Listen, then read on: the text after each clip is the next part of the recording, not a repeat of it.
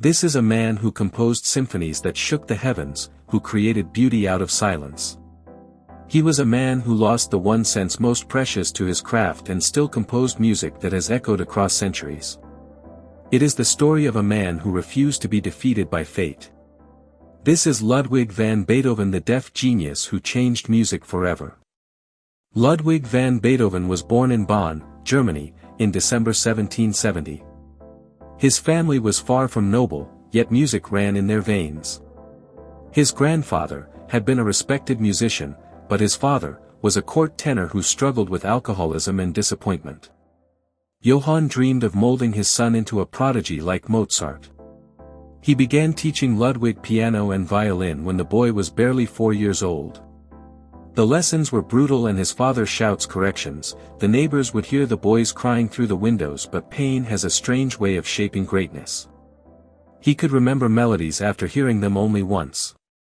As he grew, Beethoven began studying under Christian Gottlob Niffy, a skilled musician who recognized his potential. Under Niffy's guidance, the boy learned to compose, and by 12, he had already written his first pieces. In the smoky salons and grand halls of Vienna, Beethoven became a sensation. His piano performances were unlike anything people had ever witnessed. He didn't just play, he attacked the keys, coaxing thunder and tenderness from the instrument. Around 1798, he noticed something strange.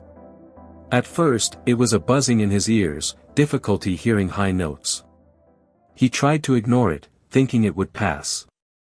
But as the months went by, conversations became harder to follow, he would mishear words, and for a composer, this was a nightmare. Beethoven visited doctors and tried all kinds of treatments, nothing worked. Slowly, he was going deaf. The Ninth Symphony, completed in 1824, was his final and greatest triumph. When the symphony ended, the audience erupted in applause, but he did not notice.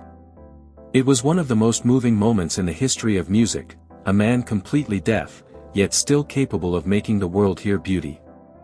He suffered from chronic liver disease, probably caused by heavy drinking and poor nutrition, which eventually led to his death.